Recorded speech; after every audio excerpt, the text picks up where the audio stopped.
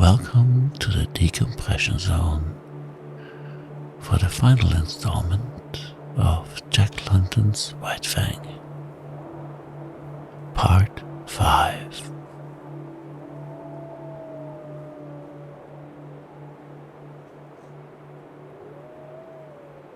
Chapter 1. The Long Trail. It was in the air. White Fang sensed the coming calamity even before there was tangible evidence of it. In vague ways, it was borne in upon him that a change was impending. He knew not how nor why, yet he got his feel of the oncoming event from the gods themselves.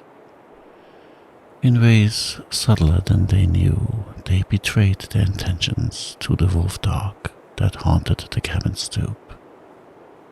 And that, though he never came inside the cabin, knew what went on inside their brains. "Listen to that, will you?" the dog musher exclaimed at supper one night. Weedon Scott listened. Through the door came a low, anxious whine, like a sobbing under the breath that had just grown audible. Then came the long sniff, as White Fang reassured himself that his guard was still inside and had not yet taken himself off in mysterious and solitary flight. "I do believe that wolf's onto you," the dog musher said. Weedon Scott looked across at his companion with eyes that almost pleaded, though this was given the lie by his words. "What the devil can I do with a wolf in California?" he demanded. "That's what I say," Matt answered. "What the devil can you do with a wolf in California?" But this did not satisfy Weedon Scott. The other seemed to be judging him in a non-committal sort of way. "White man's dogs would have no show against him," Scott went on. "He'd kill them on sight. If he didn't bankrupt me with damaged suits, the authorities would take him away from me and electrocute him. He's a downright murderer." "I know," was the dog musher's comment. Weedon Scott looked at him suspiciously. "It would never do," he said decisively. "It would never do," Matt concurred. "Why, you'd have to hire a man specially to take care of him." The other's suspicion was allayed. He nodded cheerfully. In the silence that followed, the low half-sobbing whine was heard at the door, and then the long, questioning sniff. "There's no denying he thinks a hell of a lot of you," Matt said. The other glared at him in sudden wrath. "Damn it all, man. I know my own mind and what's best." "I'm agreeing with you, only..." "Only what?" Scott snapped out. "Only..." The dog musher began softly, then changed his mind and betrayed a rising anger of his own. "Well, you needn't get so all-fired head up about it. Judging by your actions, you'd think you didn't know your own mind." Weedon Scott debated with himself for a while and then said more gently, "You're right, Matt. I don't know my own mind, and that's what's the trouble. Why, it would be rank ridiculousness for me to take that dog along," he broke out after another pause. "I'm agreeing with you," was Matt's answer, and again his employer was not quite satisfied with him. "But how, in the name of the great Sartanopolis, he knows you're going is what gets me," the dog musher continued innocently. "It's beyond me, Matt," Scott answered, with a mournful shake of the head. Then came the day when, through the open cabin door, White Fang saw the fatal grip on the floor, and the love master packing things into it. Also, there were comings and goings. and the erstwhile placid atmosphere of the cabin was vexed with strange perturbations and unrest. Here was indubitable evidence. White Fang had already scented it. He now reasoned it. His guard was preparing for another flight, and since he had not taken him with him before, so now he could look to be left behind. That night he lifted the long wolf howl, as he had howled in his puppy days, when he fled back from the wild to the village to find it vanished, and not but a rubbish heap to mark the site of Grey Beaver's teepee. So now he pointed his muzzle to the cold stars and told them his woe.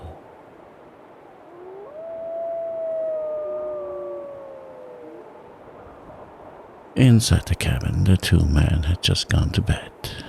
"He's gone off his food again," Matt remarked from his bunk. There was a grunt from Whedon Scott's bunk and a stir of blankets. "From the way he cut up the other time you went away, I wouldn't wonder this time but what he died."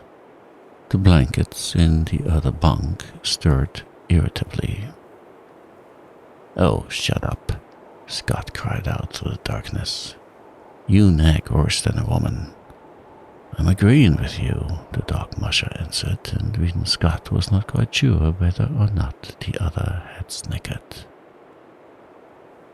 The next day, White Fang's anxiety and restlessness were even more pronounced. He dogged his master's heels whenever he left the cabin, and haunted the front stoop when he remained inside. Through the open door he could catch glimpses of the luggage on the floor.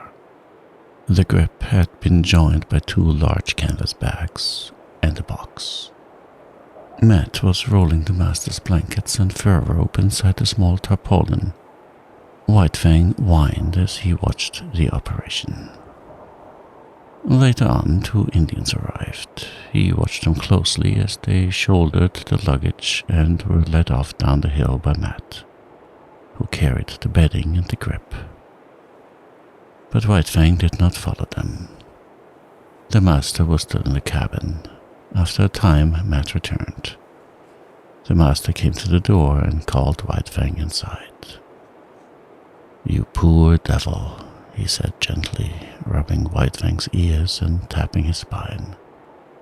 "I'm hitting a long trail, old man, where you cannot follow. Now give me a growl, the last goodbye growl." But White Fang refused to growl. Instead, and after a wistful, searching look, he snuggled in, burrowing his head out of sight, between the master's arm and body. "There she blows," Matt cried. From the Yukon arose the hoarse bellowing of a river steamboat. "You've got to cut it short. Be sure to lock the front door. I'll go out the back. Get a move on." The two doors slammed at the same moment, and Whedon Scott waited for Matt to come around to the front. From inside the door came a low whining and sobbing. Then there were long, deep-drawn sniffs. "You must take good care of him, Matt," Scott said as they started down the hill. "Write and let me know how he gets along." "Sure," the dog musher answered. "But listen to that, will you?" Both men stopped. White Fang was howling as dogs howl when their masters lie dead. He was voicing an utter woe, his cry bursting upward in great, heartbreaking rushes, dying down into quavering misery, and bursting upward again with a rush upon rush of grief. The Aurora was the first steamboat of the year for the outside, and her decks were jammed with prosperous adventurers and broken gold seekers, all equally as mad to get to the outside as they had been originally to get to the inside. Near the gangplank, Scott was shaking hands with Matt, who was preparing to go ashore. But Matt's hand went limp in the other's grasp as his gaze shot past and remained fixed on something behind him. Scott turned to see. Sitting on the deck several feet away and watching wistfully was White Fang. The dog musher swore softly in awe-stricken accents. Scott could only look and wonder. "Did you lock the front door?" Matt demanded. The other nodded and asked, "How about the back?" "You just bet I did," was the fervent reply. White Fang flattened his ears ingratiatingly, but remained where he was, making no attempt to approach. "I'll have to take him ashore with me." Matt made a couple of steps towards White Fang, but the latter slid away from him. The dog musher made a rush of it, and White Fang dodged between the legs of a group of men. Ducking, turning, doubling, he slid about the deck, eluding the other's efforts to capture him. But when the love master spoke, White Fang came to him with prompt obedience. "Won't come to the hand that's fed 'em all these months," the dog musher muttered resentfully. "And you ain't never fed 'em after them first days of getting acquainted. I'm blamed if I can see how he works it out that you're the boss."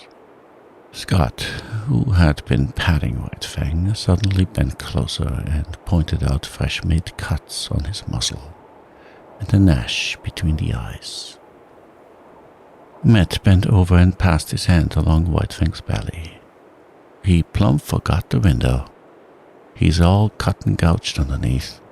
Must have butted clean through it, bagosh." But Reedon Scott was not listening. He was thinking rapidly. The Aurora's whistle hooted a final announcement of departure. Men were scurrying down the gangplank to the shore. Matt loosened the bandana from his own neck and started to put it around White Fang's. Scott grasped the dog musher's hand. "Goodbye, Matt, old man. About the wolf, you needn't write. You see, I've—" "What?" the dog musher exploded. "You don't mean to say—" "The very thing I mean. Here's your bandana. I'll write to you about him."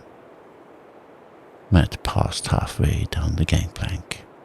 "He'll never stand the climate," he shouted back, "unless you clip him in warm weather." The gangplank was hauled in, and the Aurora swung out from the bank. Reedon Scott waved a last goodbye. Then he turned and bent over White Fang, standing by his side.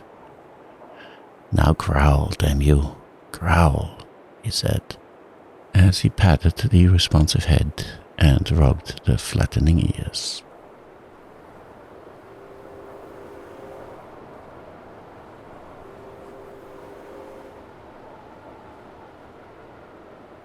Chapter 2. The Southland. White Fang landed from the steamer in San Francisco. He was appalled. Deep in him, below any reasoning process or act of consciousness, he had associated power with Godhead, and never had the white man seemed such marvelous gods as now, when he trod the slimy pavement of San Francisco. The log cabins he had known were replaced by towering buildings. The streets were crowded with perils, wagons, carts, automobiles. Great, straining horses pulling huge trucks, and monstrous cable and electric cars hooting and clanging through the midst, screeching their insistent menace after the manner of the lynxes he had known in the northern woods. All this was the manifestation of power. Through it all, behind it all, was man, governing and controlling, expressing himself, as of old, by his mastery over matter. It was colossal, stunning. White Fang was awed. Fear sat upon him.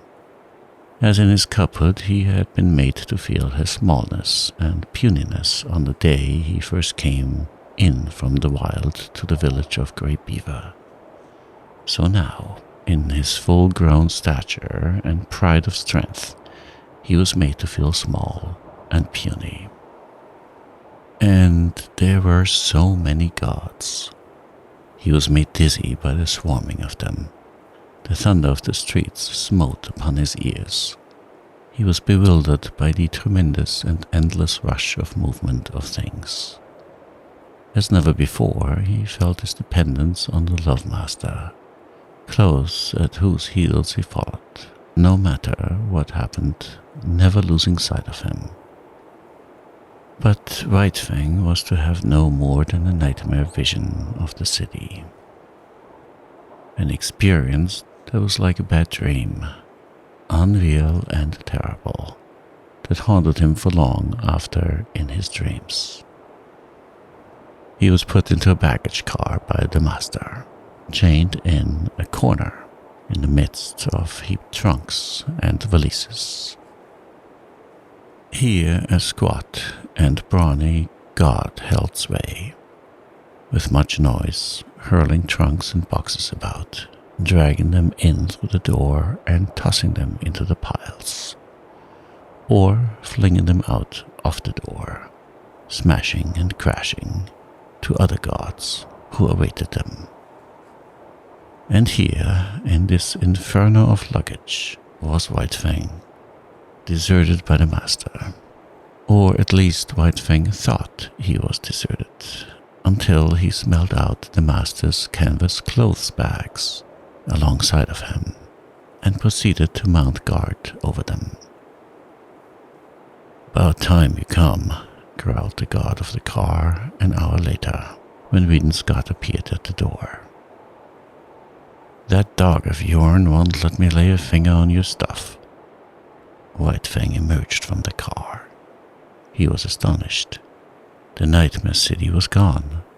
The car had been to him no more than a room in a house, and when he had entered it, the city had been all around him. In the interval, the city had disappeared.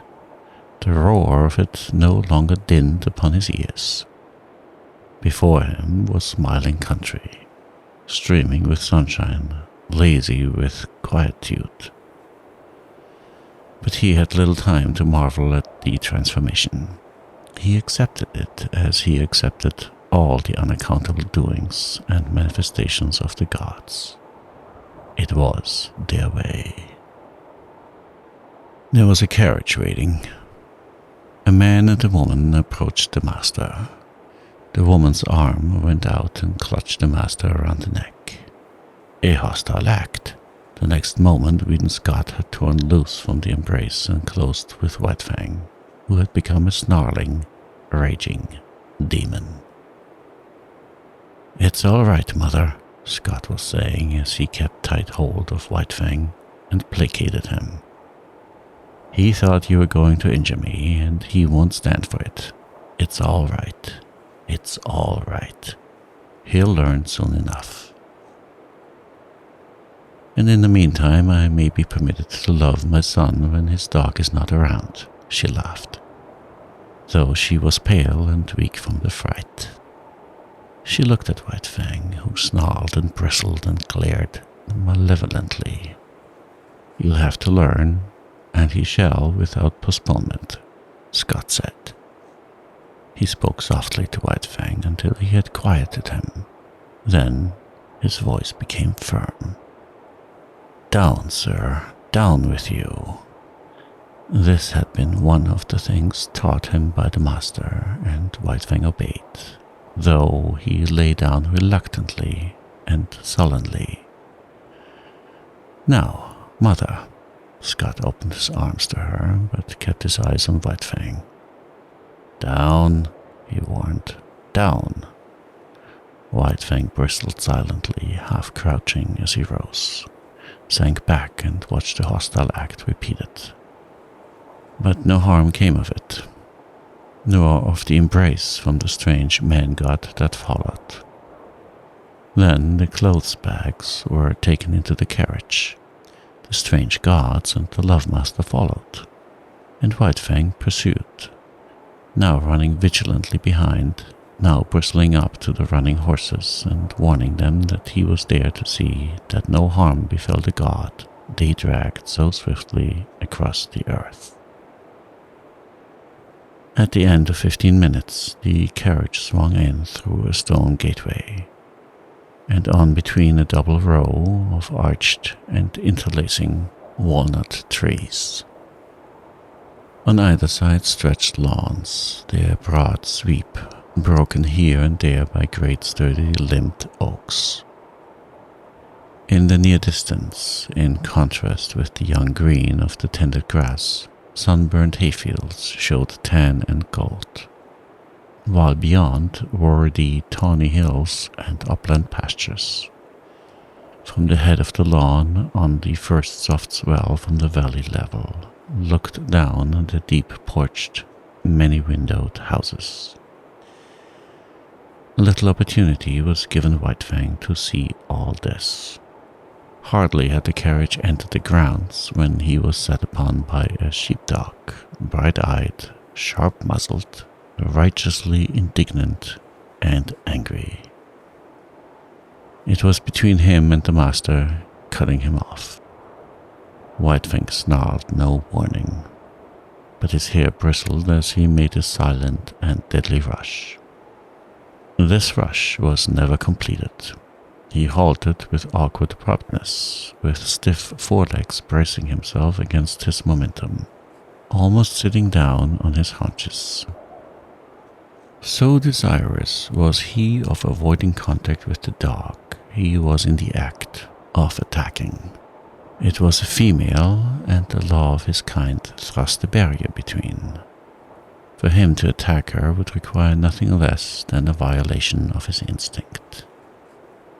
But with the sheepdog it was otherwise.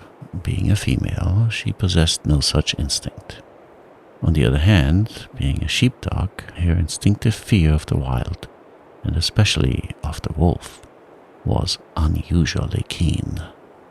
White Fang was to her a wolf, the hereditary marauder who had preyed upon her flocks from the time she were first herded and guarded by some dim ancestor of hers.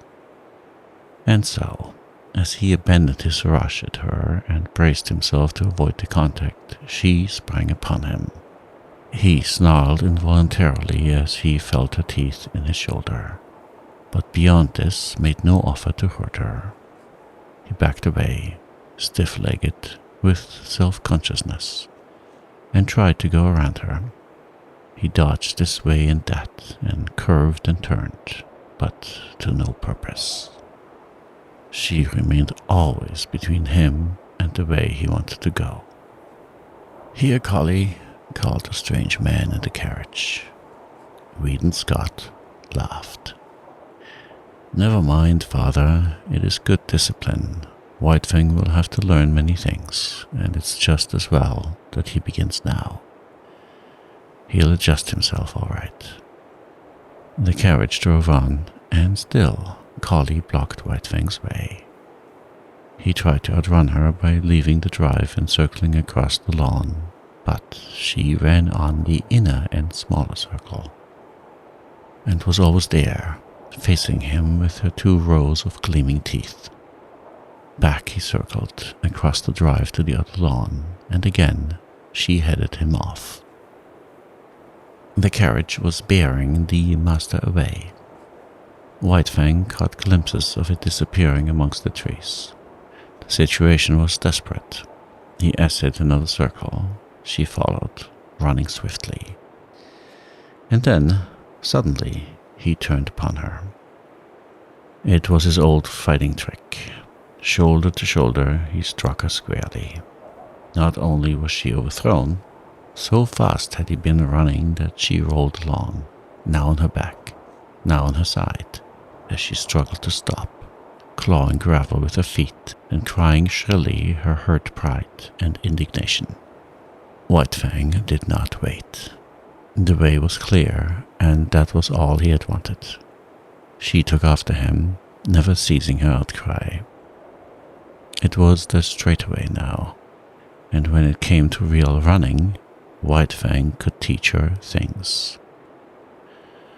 She ran frantically, hysterically, straining to the utmost, advertising the effort she was making with every leap. And all the time, White Fang slid smoothly away from her, silently, without effort, gliding like a ghost over the ground. As he rounded the house to the porte cochère, he came upon the carriage. It had stopped, and the master was alighting. At this moment, still running at top speed, White Fang became suddenly aware of an attack from the side. It was a deerhound rushing upon him. White Fang tried to face it, but he was going too fast, and the hound was too close. It struck him on the side, and such was his forward momentum and the unexpectedness of it, White Fang was hurled to the ground and rolled clear over. He came out of the tangle, a spectacle of malignancy, ears flattened back, lips writhing, nose wrinkling, his teeth clipping together as the fangs barely missed the hound's soft throat.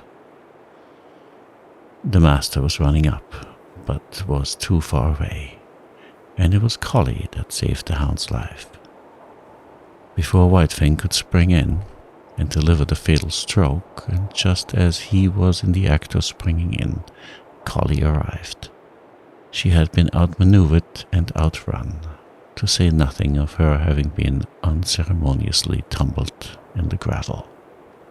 And her arrival was like that of a tornado, made up of offended dignity, justifiable wrath, and instinctive hatred for this marauder from the wild. She struck White Fang at right angles in the midst of his spring, and again he was knocked off his feet and rolled over. The next moment, the master arrived and with one hand held White Fang, while the father called off the dogs.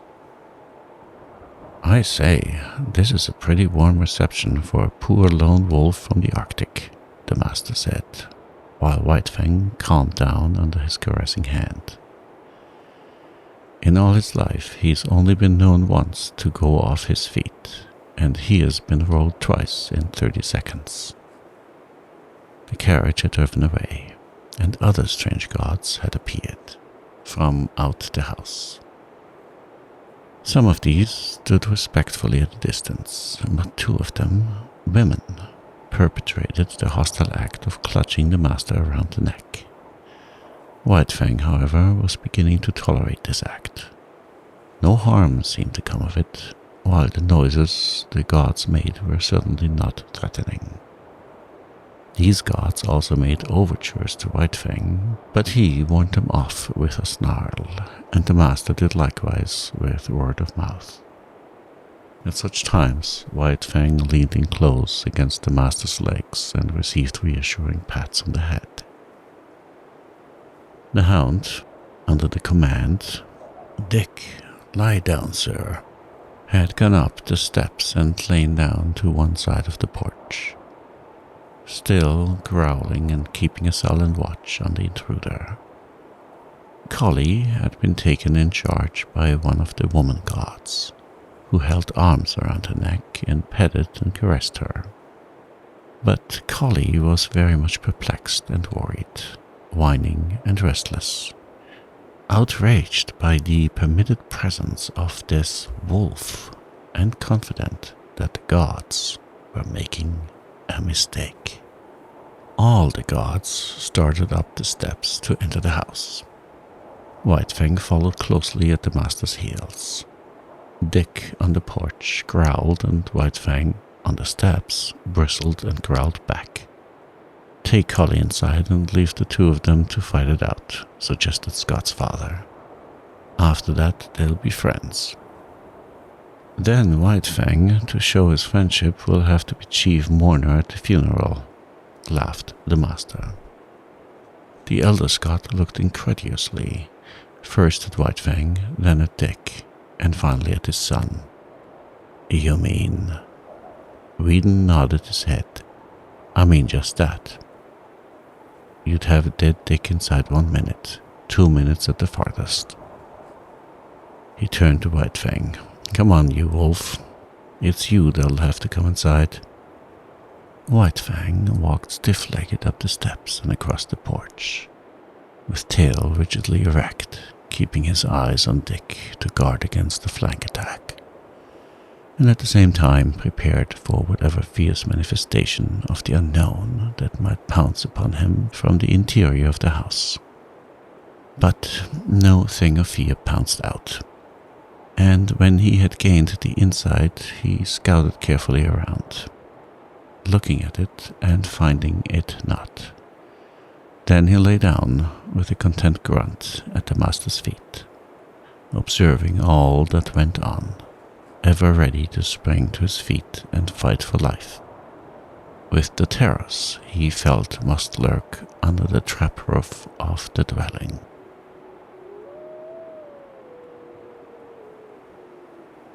Chapter 3. The God's Domain. Not only was White Fang adaptable by nature, but he had traveled much, and knew the meaning and necessity of adjustment. Here, in Sierra Vista, which was the name of Judge Scott's place, White Fang quickly began to make himself at home.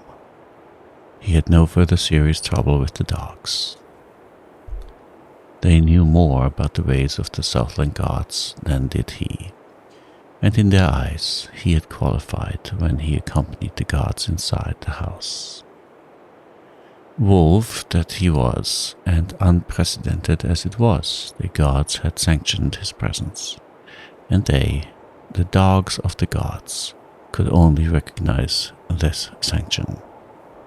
Dick, perforce, had to go through a few stiff formalities at first, after which he calmly accepted White Fang as an addition to the premises.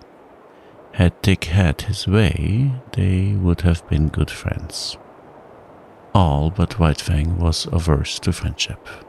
All he asked of other dogs was to let him alone. His whole life he had kept aloof from his kind, and he still desired to keep aloof. Dick's overtures bothered him, so he snarled Dick away. In the north he had learned the lesson that he must let the master's dogs alone, and he did not forget that lesson now. But he insisted on his own privacy and self-seclusion, and so thoroughly ignored Dick that good-natured creature finally gave him up, and scarcely took as much interest in him as in the hitching post near the stable. Not so with Collie. While she accepted him because it was the mandate of the gods, that was no reason that she should leave him in peace. Woven into her being was the memory of countless crimes he and his had perpetrated against her ancestry. Not in a day nor a generation were the ravaged sheepfolds to be forgotten. All this was a spur to her, pricking her to retaliation. She could not fly in the face of the gods who permitted him, but that did not prevent her from making life miserable for him in petty ways. A feud, ages old, was between them, and she, for one, would see to it that he was reminded. So, Collie took advantage of her sex to pick upon White Fang and maltreat him. His instinct would not permit him to attack her, while her persistence would not permit him to ignore her. When she rushed at him, he turned his fur-protected shoulder to her sharp teeth and walked away stiff-legged and stately. When she forced him too hard, he was compelled to go about in a circle, his shoulder presented to her, his head turned from her, and on his face and in his eyes a patient and bored expression. Sometimes, however, a nip on his hind quarters hastened his retreat and made it anything but stately. but as a rule he managed to maintain a dignity that was almost solemnity. He ignored her existence whenever it was possible, and made it a point to keep out of her way. When he saw or heard her coming, he got up and walked off. There was much in other matters for White Fang to learn. Life in the Northland was simplicity itself when compared with the complicated affairs of Sierra Vista. First of all, he had to learn the family of the master. In a way, he was prepared to do this. As Mitza and Klukuch had belonged to Grey Beaver, sharing his food, his fire, his blankets, so now, at Sierra Vista, belonged to the Love Master all the denizens of the house. But in this matter there was a difference, and many differences. Sierra Vista was a far vaster affair than the teepee of Grey Beaver. There were many persons to be considered. There was Judge Scott, and there was his wife. There were the master's two sisters, Beth and Mary. There was his wife, Alice, and then there were his children, Whedon and Maud, toddlers of 4 and 6. There was no way for anybody to tell him about all these people, and of blood ties and relationship he knew nothing. He knew nothing whatever, and never would be capable of knowing. Yet he quickly worked it out that all of them belonged to the master. Then, by observation, whenever opportunity offered, by study of action, speech, and the very intonations of the voice, he slowly learned the intimacy and the degree of favor they enjoyed with the master. And by this ascertained standard, White Fang treated them accordingly. What was of value to the master, he valued. What was dear to the master was to be cherished by White Fang and guarded carefully. Thus it was with the two children. All his life he had disliked children. He hated and feared their hands. The lessons were not tender that he had learned of their tyranny and cruelty in the days of the Indian villages. When Whedon and Maud had first approached him, he growled warningly and looked malignant. A cough from the master and a sharp word had then compelled him to permit their caresses, though he growled and growled under the tiny hands. And in the growl there was no crooning note.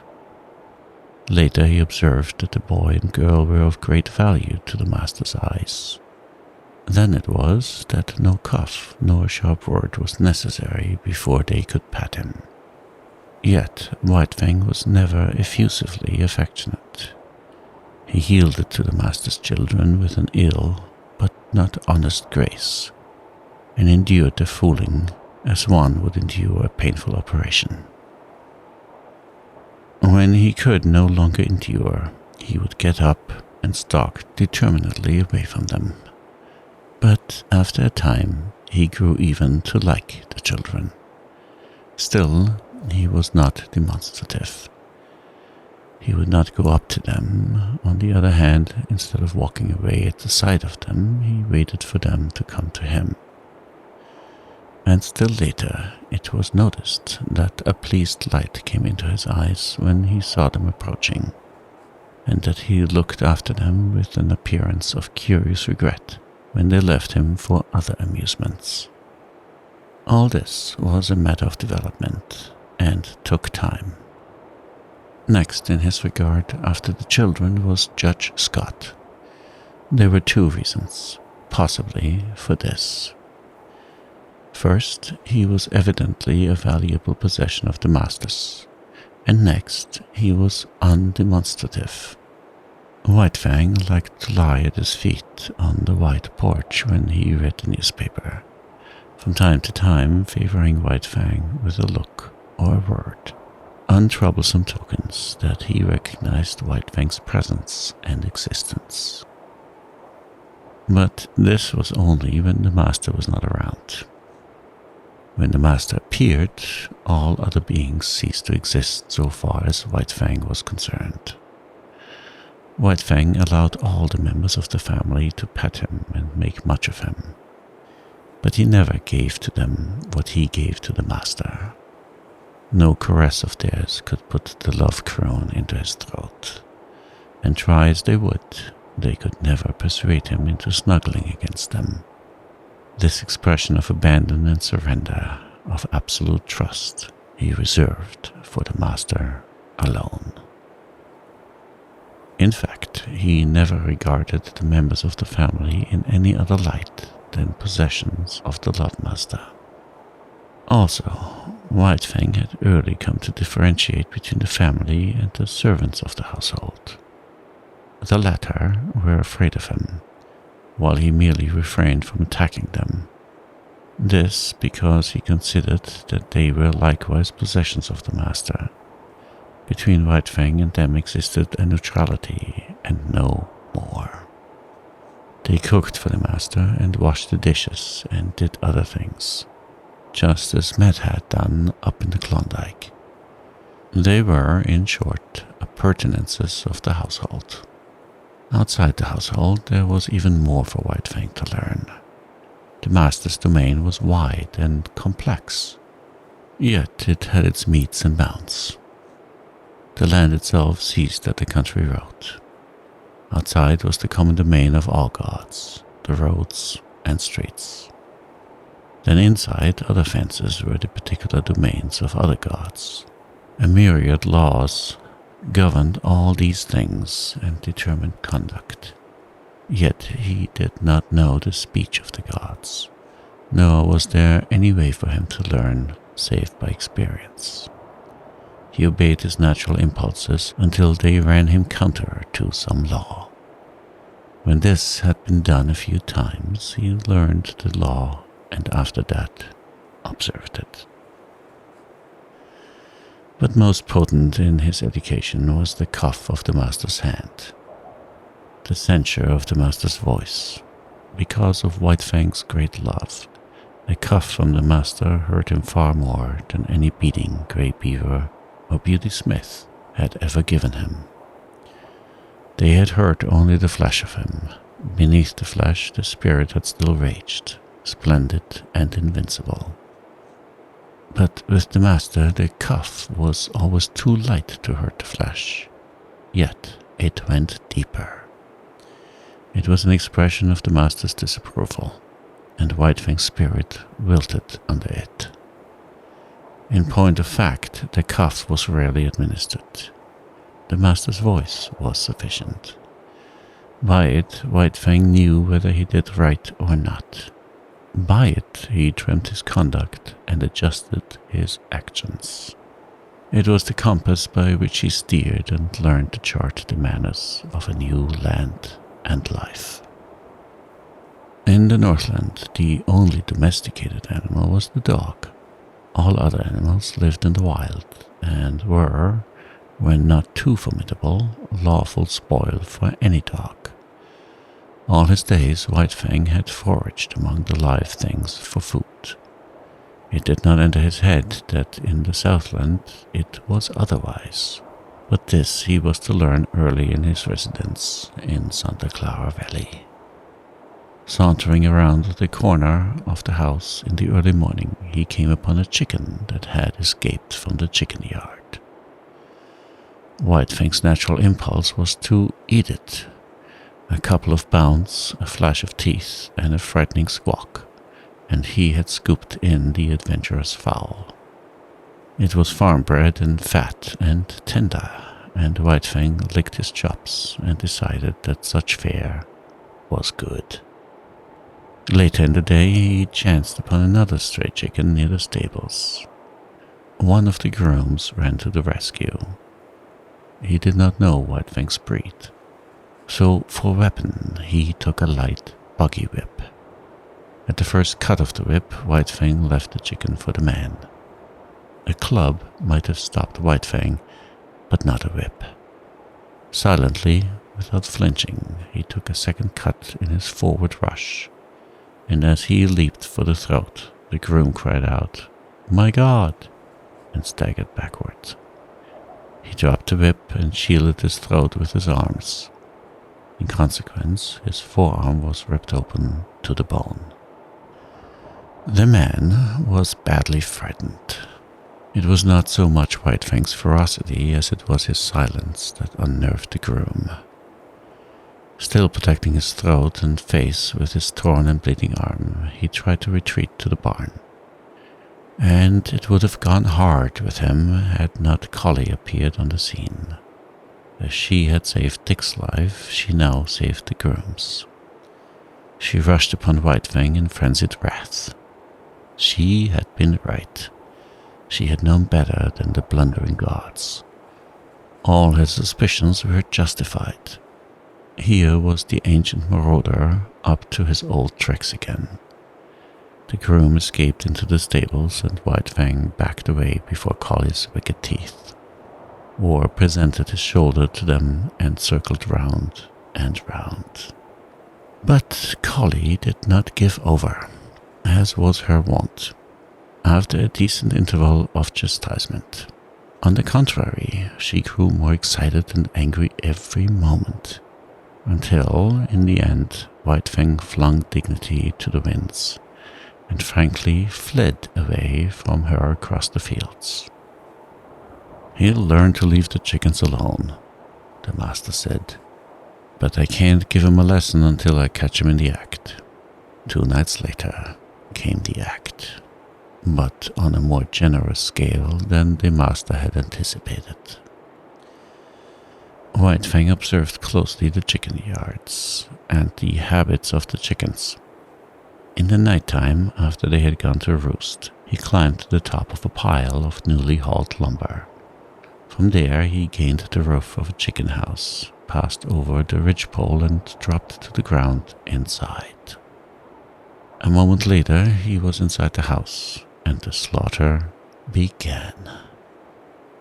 In the morning, when the master came out on the porch, 50 white leghorn hens laid out in a row by the groom greeted his eyes. He whistled to himself softly, first with surprise, and then, at the end, with admiration. His eyes were likewise greeted by White Fang, but about the latter there were no signs of shame, no guilt.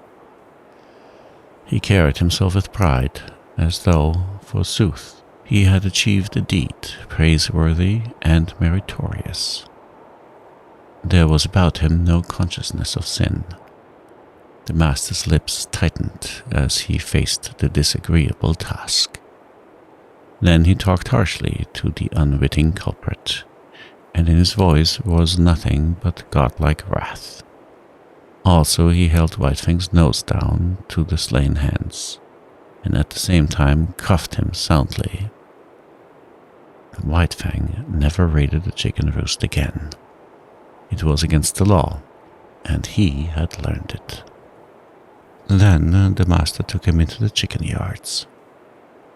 White Fang's natural impulse, when he saw the live food fluttering about him and under his very nose, was to spring upon it. He obeyed the impulse, but was checked by the master's voice. They continued in the yards for half an hour. Time and again the impulse surged over White Fang, and each time, as he yielded to it, he was checked by the master's voice. Thus it was he learned the law, and ere he left the domain of the chickens, he had learned to ignore their existence. "You can never cure a chicken killer," Judge Scott shook his head sadly at luncheon table, when his son narrated the lesson he had given White Fang. "Once they've got the habit and the taste of blood." Again he shook his head sadly. But Weedon Scott did not agree with his father. "I'll tell you what I'll do," he challenged finally. "I'll lock White Fang in with the chickens all afternoon." "But think of the chickens," objected the judge. "And furthermore," the son went on, "for every chicken he kills, I'll pay you $1 gold coin of the realm." "But you should penalize father too," interposed Beth. Her sister seconded her, and a chorus of approval arose from around the table. Judge Scott nodded his head in agreement. "All right, Reed Scott pondered for a moment. And if, at the end of the afternoon, White Fang hasn't harmed the chicken for every 10 minutes of the time he has spent in the yard, you will have to say to him, gravely and with deliberation, just as if you were sitting on the bench and solemnly passing judgment, White Fang, you are smarter than I thought. From hidden points of vantage, the family watched the performance. But it was a fizzle. Locked in the yard and there deserted by the master, White Fang lay down and went to sleep. Once he got up and walked over to the trough for a drink of water. The chickens he calmly ignored. So far as he was concerned, they did not exist. At 4 o'clock he executed a running jump, gained the roof of the chicken house, and leaped to the ground outside, whence he sauntered gravely to the house. He had learned the law, and on the porch, before their delighted family, Judge Scott, face to face with White Fang, said slowly and solemnly 16 times, "White Fang, you are smarter than I thought." But it was the multiplicity of laws that befuddled White Fang and often brought him into disgrace. He had to learn that he must not touch the chickens that belonged to other gods. Then there were cats and rabbits and turkeys. All these he must let alone. In fact, when he had but partly learned the law, his impression was that he must leave all live things alone. Out in the back pasture, a quail could flutter up under his nose unharmed. All tense and trembling with eagerness and desire, he mastered his instinct and stood still. He was obeying the will of the gods. And then, one day, again out in the back pasture, he saw Dick start a jackrabbit and run it. The master himself was looking on and did not interfere. Nay, he encouraged White Fang to join in the chase, and thus he learned that there was no taboo on jackrabbits. In the end, he worked out the complete law. Between him and all domestic animals, there must be no hostilities. If not amity, at least neutrality must obtain. But the other animals, the squirrels, the quail, the cottontails, were creatures of the wild, who had never yielded allegiance to man. They were the lawful prey of any dog. It was only the tame that the gods protected, and between the tame, deadly strife was not permitted. The gods held the power of life and death over their subjects, and the gods were jealous of their power. Life was complex in the Santa Clara Valley after the simplicities of the Northland, and the chief thing demanded by these intricacies of civilization was control, restraint, a poise of self that was as delicate as the fluttering of gossamer wings and at the same time as rigid as steel. Life had 1,000 faces, and White Fang found he must meet them all. Thus, when he went to town, into San Jose, running behind the carriage or loafing about the streets when the carriage stopped, life flowed past him, deep and wide and varied, continually impinging upon his senses, demanding of him instant and endless adjustments and correspondences, and compelling him almost always to suppress his natural impulses.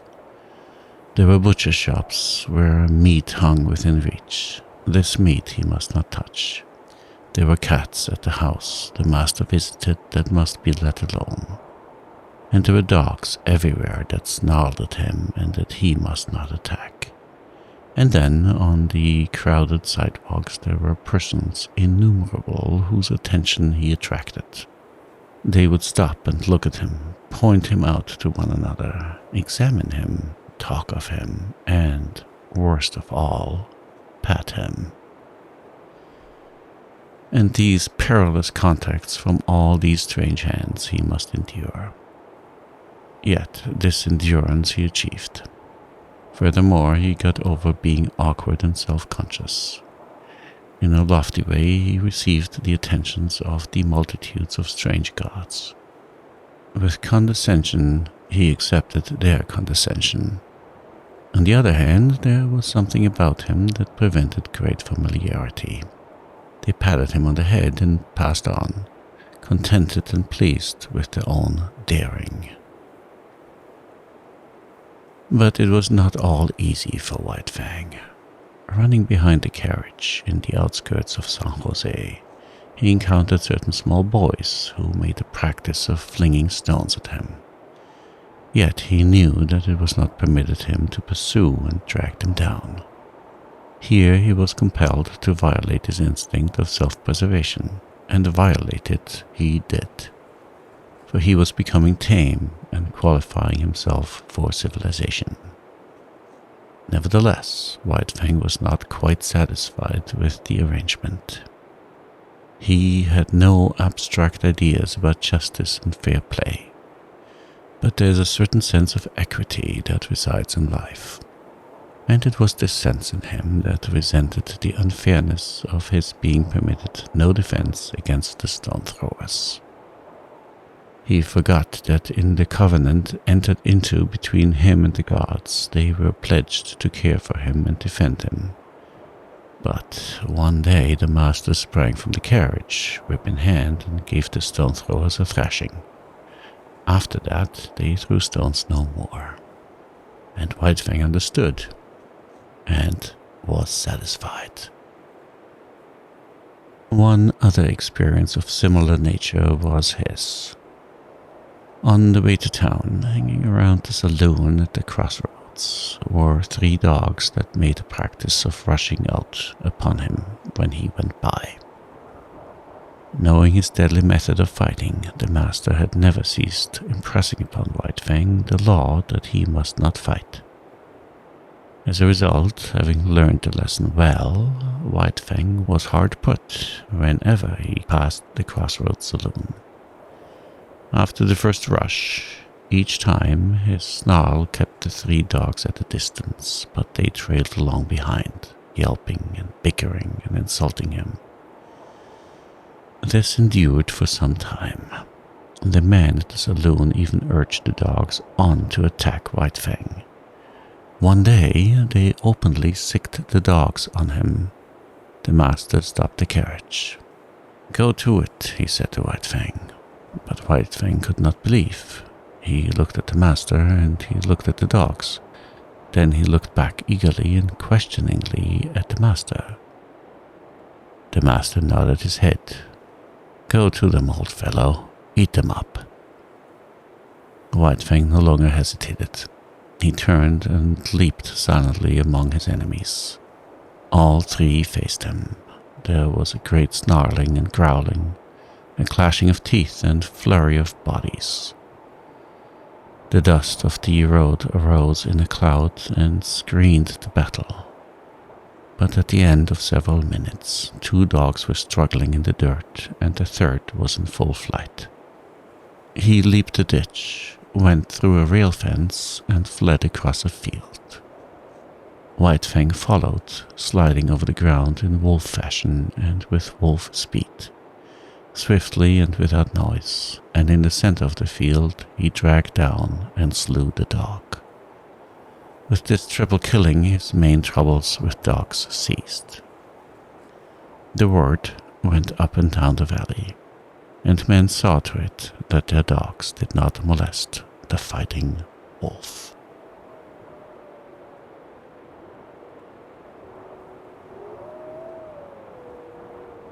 Chapter 4. The Call of Kind. The months came and went. There was plenty of food and no work in the Southland, and White Fang lived fat and prosperous and happy. Not alone was he in the geographical Southland, for he was in the Southland of life. Human kindness was like a sun shining upon him, and he flourished like a flower planted in good soil. And yet, he remained somehow different from other dogs.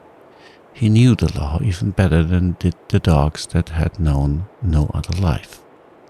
And he observed the law more punctiously.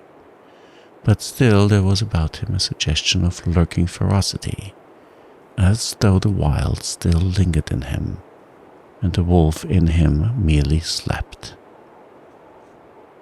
He never chummed with the other dogs. Lonely he had lived, so far as his kind was concerned, and lonely he would continue to live. In his puppyhood, under the persecution of Lip Lip and the puppy pack, and his fighting days with Beauty Smith, he had acquired a fixed aversion for dogs. The natural course of his life had been diverted, and, recoiling from his kind, he had clung to the human. Besides, all Southland dogs looked upon him with suspicion. He aroused in them their instinctive fear of the wild, and they greeted him always with snarl and growl and belligerent hatred. He, on the other hand, learned that it was not necessary to use his teeth upon them. His naked fangs and writhing lips were uniformly efficacious, rarely failing to send a bellowing, on-rushing dog back on its haunches. But there was one trial in White Fang's life: Collie. She never gave him a moment's peace. She was not so amenable to the law as he. She defied all efforts of the master to make her become friends with White Fang. Ever in his ears was sounding her sharp and nervous snarl. She had never forgiven him the chicken-killing episode, and persistently held to the belief that his intentions were bad. She found him guilty before the act, and treated him accordingly. She became a pest to him, like a policeman, following him around the stable and the hounds, and if he even so much as glanced curiously at a pigeon or chicken, bursting into an outcry of indignation and wrath. His favorite way of ignoring her was to lie down, with his head on his forepaws, and pretend sleep. This always dumbfounded and silenced her. With the exception of Collie, all things went well with White Fang. He had learned control and poise, and he knew the law. He achieved a staidness and calmness and philosophic tolerance. He no longer lived in a hostile environment. Danger and hurt and death did not lurk everywhere about him. In time, the unknown, as a thing of terror and menace ever impending, faded away. Life was soft and easy. It flowed along smoothly, and neither fear nor foe lurked by the way. He missed the snow without being aware of it. An unduly long summer would have been his thought had he thought about it. As it was, he merely missed the snow, in a vague, subconscious way. In the same fashion, especially in the heat of summer when he suffered from the sun, he experienced faint longings for the Northland. The only effect upon him, however, was to make him uneasy and restless without his knowing what was the matter. White Fang had never been very demonstrative. Beyond his snuggling and the throwing of a crooning note into his love growl, he had no way of expressing his love.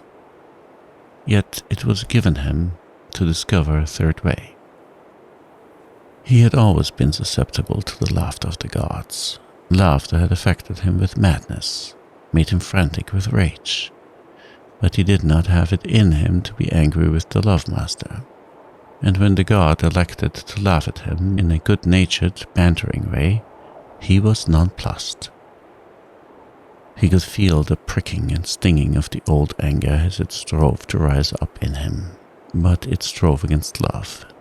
He could not be angry, yet he had to do something. At first, he was dignified, and the master laughed the harder. Then he tried to be more dignified, and the master laughed harder than before. In the end, the master laughed him out of his dignity. His jaw slightly parted, his lips lifted a little, and a quizzical expression that was more love than humor came into his eyes. He had learned to laugh. Likewise, he learned to romp with the master, to be tumbled down and rolled over, and be the victim of innumerable rough tricks. In return, he feigned anger, bristling and growling ferociously and clipping his teeth together in snaps that had all the seeming of deadly intention. But he never forgot himself. Those snaps were always delivered in the empty air. At the end of such a romp, when blow and cuff and snap and snarl were fast and furious, they would break off suddenly and stand several feet apart, glaring at each other. And then, just as suddenly, like the sun rising on a stormy sea, they would begin to laugh. This would always culminate with the master's arms going around White Fang's neck and shoulders while the latter crooned and growled his love song. But nobody else ever romped with White Fang. He did not permit it. He stood on his dignity, and when they attempted it, his warning snarl and bristling mane were anything but playful. That he allowed the master these liberties was no reason that he should be a common dog, loving here and loving there, everybody's property for a romp and good time. He loved with single heart and refused to cheapen himself or his love. The master went out on horseback a great deal, and to accompany him was one of White Fang's chief duties in life. In the Northland he had evidenced his fealty by toiling in the harness, but there were no sleds in the Southland, nor did dogs pack burdens on their backs. So he rendered fealty in the new way, by running with the master's horse. The longest day never played White Fang out. His was the gait of the wolf, smooth, tireless, and effortless. And at the end of 50 miles he would come in jauntily ahead of the horse. It was in connection with the riding that White Fang achieved one other mode of expression. Remarkable in that he did it but twice in all his life. The first time occurred when the master was trying to teach a spirited thoroughbred the method of opening and closing gates without the rider's dismounting. Time and again, and many times, he ranged the horse up to the gate in the effort to close it, and each time the horse became frightened and backed and plunged away.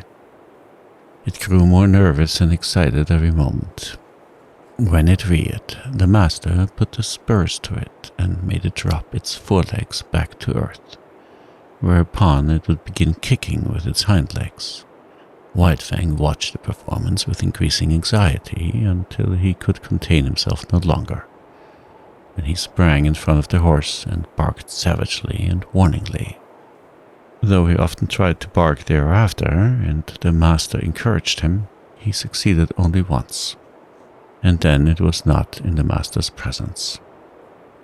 A scamper across the pasture, a jackrabbit rising suddenly under the horse's feet, a violent sneer, a stumble, a fall to earth, and a broken leg for the master was the cause of it.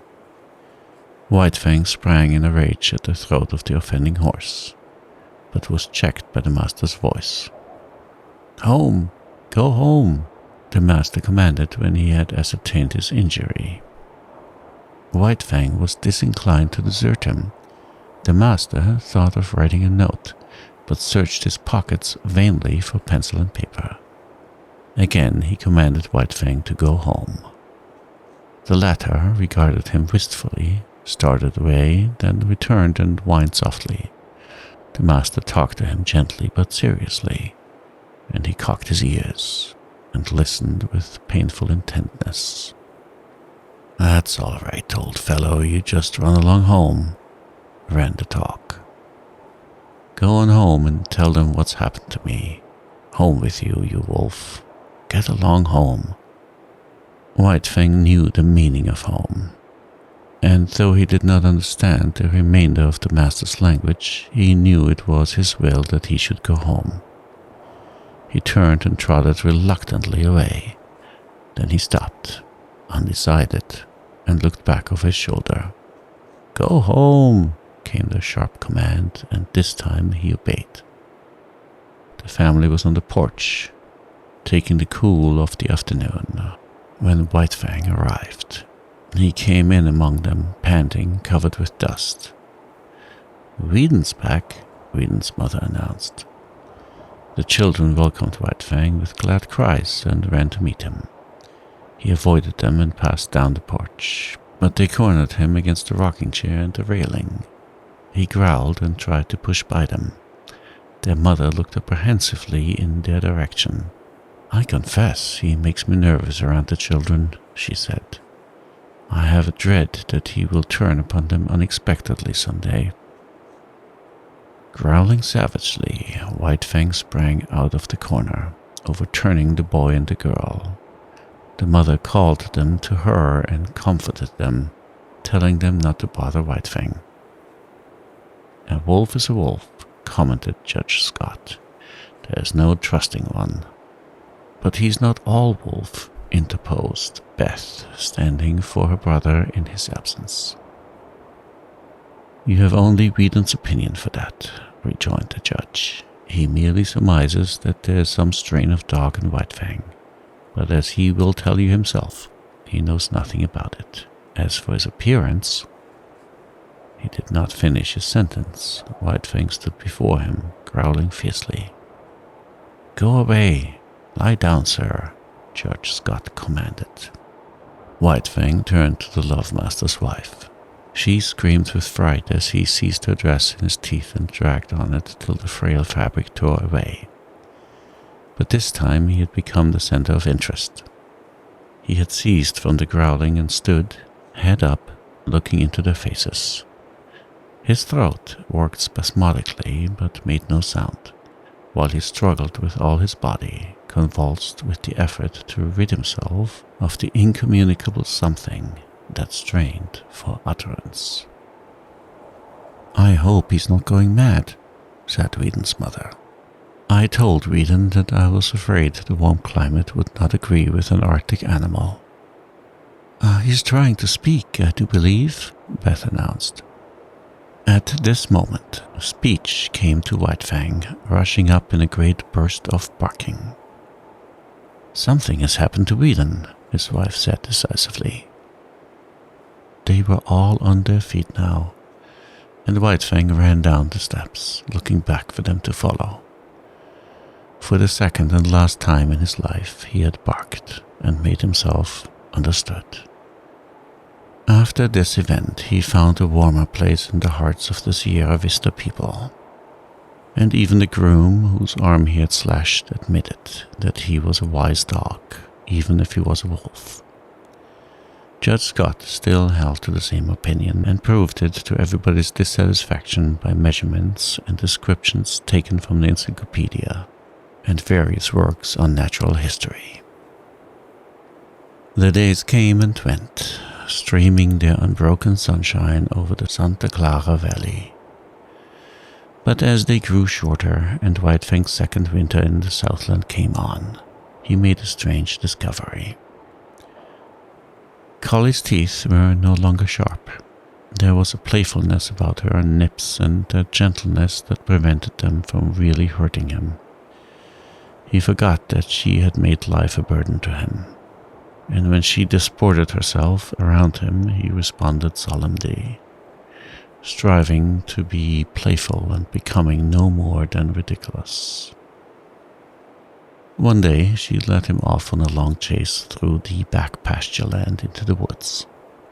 It was the afternoon that the master was to ride, and White Fang knew it. The horse stood saddled and waiting at the door. White Fang hesitated, but there was that in him deeper than all the law he had learned, than the customs that had molded him, than his love for the master, than the very will to live of himself. And when, in the moment of his indecision, Collie nipped him and scampered off, he turned and followed her. The master rode alone that day, and in the woods, side by side, White Fang ran with Collie, as his mother Kiche and old One Eye had run, long years before, in the silent Northland forest.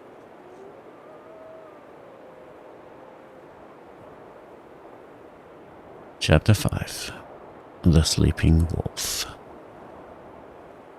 It was about this time that the newspapers were full of the daring escape of a convict from San Quentin prison. He was a ferocious man. He had been ill-made in the making. He had not been born right, and he had not been helped any by the molding he had received at the hands of society. The hands of society are harsh, and this man was a striking sample of its handiwork. He was a beast, a human beast, it is true, but nevertheless so terrible a beast that he can best be characterized as carnivorous. In San Quentin prison he had proved incorrigible. Punishment failed to break his spirit. He could die dumb mad and fighting to the last, but he could not live and be beaten. The more fiercely he fought, the more harshly society handled him, and the only effect of harshness was to make him fiercer. Straitjackets, starvation, and beatings and clubbings were the wrong treatment for Jim Hall, but it was the treatment he received. It was the treatment he received from the time he was a little pulpy boy in a San Francisco slum, soft clay in the hands of society and ready to be formed into something. It was during Jim Hall's third term in prison that he encountered a guard that was almost as great a beast as he. The guard threatened him unfairly, lied about him to the warden, lost his credits, persecuted him. The difference between them was that the guard carried a bunch of keys and a revolver. Jim Hall had only his naked hands and his teeth. But he sprang upon the guard one day and used his teeth on the other's throat, just like any jungle animal. After this, Jim Hall went to live in the incorrigible cell. He lived there 3 years. The cell was of iron. The floor, the walls, the roof. He never left his cell. He never saw the sky nor the sunshine. Day was a twilight, and night was a black silence. He was in an iron tomb, buried alive. He saw no human face, spoke to no human thing. When his food was shoved into him, he growled like a wild animal. He hated all things. For days and nights he bellowed his rage at the universe. For weeks and months he never made a sound, in the black silence eating his very soul. He was a man and a monstrosity, as fearful a thing of fear as ever gibbered in the visions of a maddened brain. And then, one night, he escaped. The warders said it was impossible, but nevertheless the cell was empty, and half in, half out it lay the body of a dead guard. 2 other dead guards marked his trail through the prison to the outer walls, and he had killed with his hands to avoid noise. He was armed with the weapons of the slain guards, a live arsenal that fled through the hills pursued by the organized might of society. A heavy price of gold was upon his head. Avaricious farmers hunted him with shotguns. His blood might pay off a mortgage or send a son to college. Public-spirited citizens took down their rifles and went out after him. A pack of bloodhounds followed the way of the bleeding feet, and the sleuthhounds of the law, the paid fighting animals of society, with telephone and telegraph and special train clung to his trail night and day. Sometimes they came upon him and men faced him like heroes, or stampeded through barbed wire fences to the delight of the Commonwealth reading the account at the breakfast table. It was after such encounters that the dead and wounded were carted back to the towns, and their places filled by men eager for the manhunt. And then Jim Hall disappeared. The bloodhounds vainly quested on the lost trail.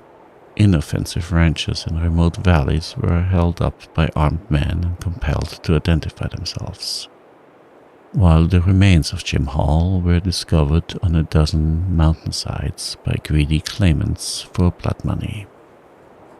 In the meantime, the newspapers were read at Sierra Vista, not so much with interest as with anxiety. The women were afraid.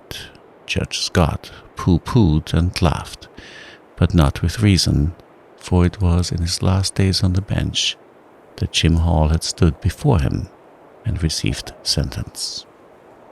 And in open courtroom before all men, Jim Hall had proclaimed that the day would come when he would wreak vengeance on the judge that sentenced him.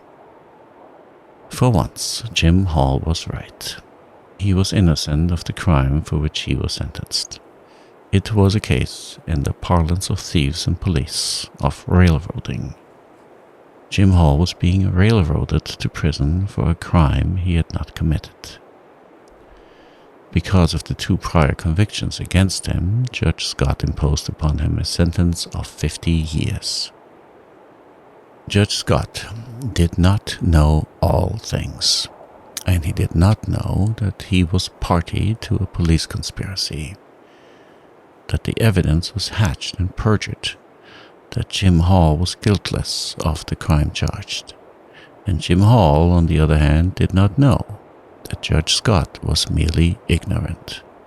Jim Hall believed that the judge knew all about it and was hand in glove with the police in the perpetration of the monstrous injustice. So it was when the doom of 50 years of living death was uttered by Judge Scott that Jim Hall, hating all things in a society that misused him, rose up and raged in the courtroom until dragged down by half a dozen of his blue-coated enemies. To him, Judge Scott was the keystone in the arch of injustice, and upon Judge Scott he emptied the vials of his wrath, and hurled the threats of his revenge yet to come. Then Jim Hall went to his living death, and escaped. Of all this, White Fang knew nothing, but between him and Alice, the master's wife, there existed a secret. Each night, after Sierra Vista had gone to bed, she rose and let in White Fang to sleep in the big hall. Now, White Fang was not a house dog, nor was he permitted to sleep in the house, so each morning early she slipped down and let him out before the family was awake. On one such night, while all the house slept, White Fang awoke and lay very quietly. And very quietly he smelled the air and read the message it bore of a strange god's presence. And to his ear came sounds of the strange god's movements. White Fang burst into no furious outcry. It was not his way. The strange god walked softly, but more softly walked White Fang, for he had no clothes to rub against the flesh of his body. He followed silently. In the wild, he had hunted live meat that was infinitely timid, and he knew the advantage of surprise. The strange god paused at the foot of the great staircase and listened, and White Fang was as dead, so without movement was he, as he watched and waited. Up that staircase the way led to the Love Master, and to the Love Master's dearest possessions. White Fang bristled, but waited. The strange god's foot lifted. He was beginning to ascend. Then it was that White Fang struck. He gave no warning. With no snarl anticipated his own action. Into the air he lifted his body in the spring that landed him on the strange god's back. White Fang clung with his forepaws to the man's shoulders, at the same time burying his fangs into the back of the man's neck. He clung on for a moment, long enough to drag the god over backward. Together they crashed to the floor. White Fang leaped clear, and as the man struggled to rise, was in again with the slashing fangs. Sierra Vista awoke in alarm. The noise from downstairs was as that of a score of battling fiends. There were revolver shots. A man's voice screamed once in horror and anguish. There was a great snarling and growling, and over all arose a smashing and crashing of furniture and glass. But almost as quickly as it had arisen, the commotion died away. The struggle had not lasted more than 3 minutes. The frightened household clustered at the top of the stairway. From below, as from out an abyss of blackness, came up a gurgling sound, as of air bubbling through water. Sometimes this gurgle became sibilant, almost a whistle, but this too quickly died down and ceased. Then naught came up out of the blackness save a heavy panting of some creature, struggling sorely for air. Weedon Scott pressed a button, and the staircase and downstairs hall were flooded with light. Then he and Judge Scott, revolvers in hand, cautiously descended. There was no need for discussion. White Fang had done his work. In the midst of the wreckage of overthrown and smashed furniture, partly on his side, his face hidden by an arm, lay a man. Weedon Scott bent over, removed the arm, and turned the man's face upward. A gaping throat explained the manner of his death. "Jim Hall," said Judge Scott, and father and son looked significantly at each other. Then they turned to White Fang. He too was lying on his side. His eyes were closed, but the lids slightly lifted in an effort to look at them as they bent over him, and the tail was perceptibly agitated in a vain effort to wag. Weedon Scott patted him, and his throat rumbled an acknowledging growl. But it was a weak growl at best, and it quickly ceased. His eyelids drooped and went shut, and his whole body seemed to relax and flatten out upon the floor. "He's all in, poor devil," muttered the master. "We'll see about that," asserted the judge as he started for the telephone. "Frankly, he has one chance in 1,000, announced the surgeon, after he had worked an hour and a half on White Fang. Dawn was breaking through the windows and dimming the electric lights. With the exception of the children, the whole family was gathered around the surgeon to hear his verdict. "1 broken hind leg," he went on, 3 broken ribs, 1 at least of which has pierced the lungs. He has lost nearly all the blood in his body. There is a large likelihood of internal injuries. He must have been jumped upon, to say nothing of 3 bullet holes clear through him. 1 chance in 1,000 is really optimistic. He hasn't a chance in 10,000. "But he mustn't lose any chance that might be of help to him," Judge Scott exclaimed. "Never mind expense. Put him under the X-ray. Anything. Weedon, telegraph at once to San Francisco for Dr. Nichols. No reflection on you, doctor, you understand, but he must have the advantage of every chance." The surgeon smiled indulgently. "Of course I understand. He deserves all that can be done for him. He must be nursed as you would nurse a human being, a sick child. And don't forget what I told you about temperature. I'll be back at 10 o'clock again." White Fang received the nursing.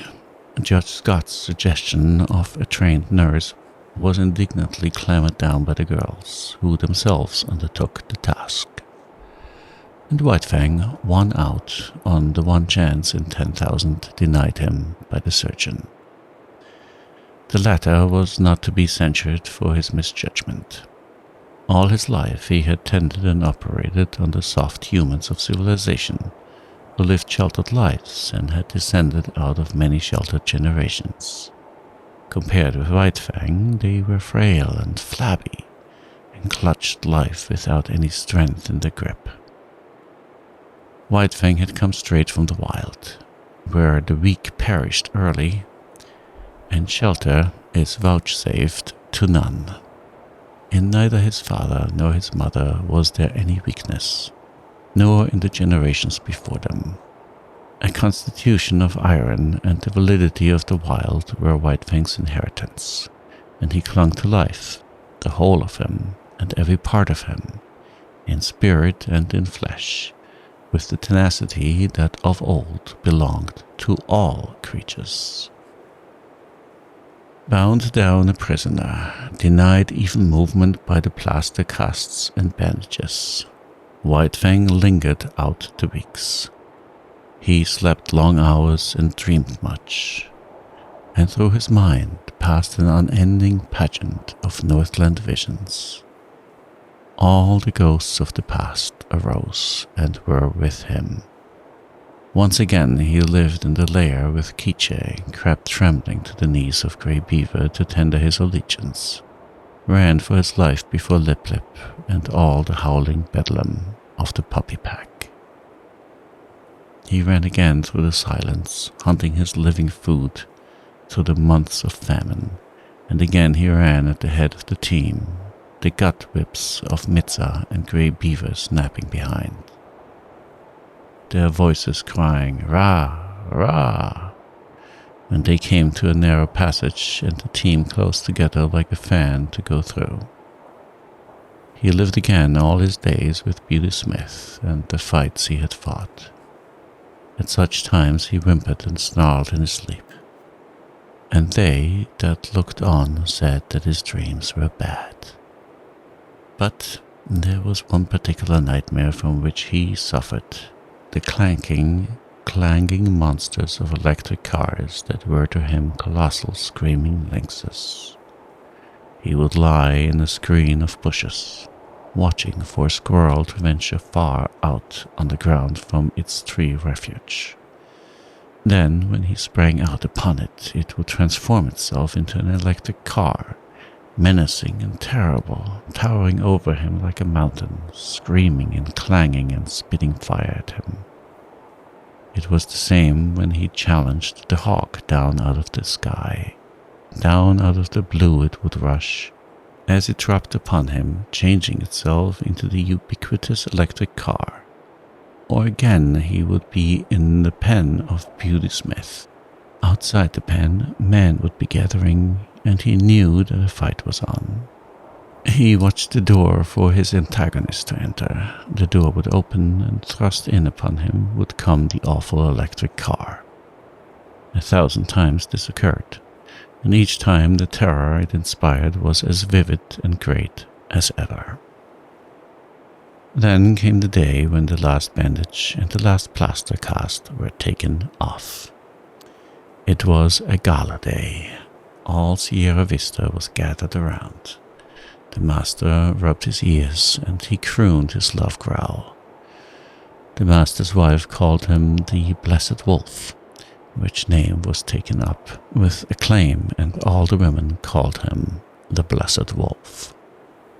He tried to rise to his feet, and after several attempts fell down from weakness. He had lain so long that his muscles had lost their cunning, and all the strength had gone out of them.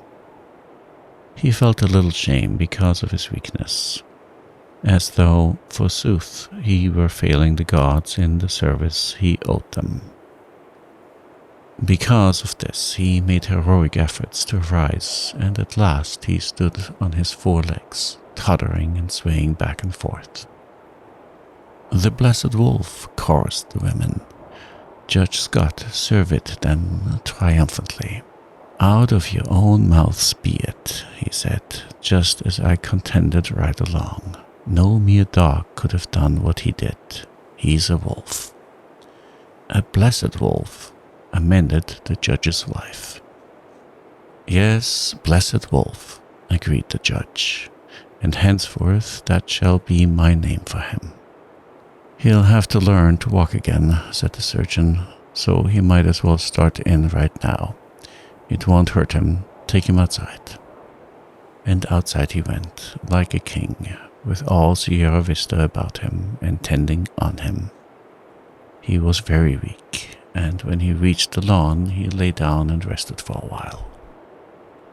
Then the procession started on, little spurts of strength coming into White Fang's muscles as he used them, and the blood began to surge through them. The stables were reached, and there in the doorway lay Collie, a half-dozen pudgy puppies playing about her in the sun. White Fang looked on with a wondering eye. Collie snarled warningly at him, and he was careful to keep his distance. The master, with his toe, helped one sprawling puppy toward him. He bristled suspiciously, but the master warned him that all was well. Collie, clasped in arms of one of the women, watched him jealously and with a snarl warned him that all was not well. The puppy sprawled in front of him. He cocked his ears and watched it curiously. Then the noses touched, and he felt the warm little tongue of the puppy on his jowl. White Fang's tongue went out. He knew not why, and he licked the puppy's face. Hand-clapping and pleased cries from the guards greeted the performance. He was surprised and looked at them in a puzzled way. Then his weakness asserted itself, and he lay down, his ears cocked, his head on one side, as he watched the puppy. The other puppies came sprawling towards him, to Collie's great disgust, and he gravely permitted them to clamber and tumble over him. At first, amid the applause of the guards, he betrayed a trifle of his old self-consciousness and awkwardness. This passed away as the puppy's antics and mauling continued, and he lay with half-shut patient eyes, drowsing in the sun.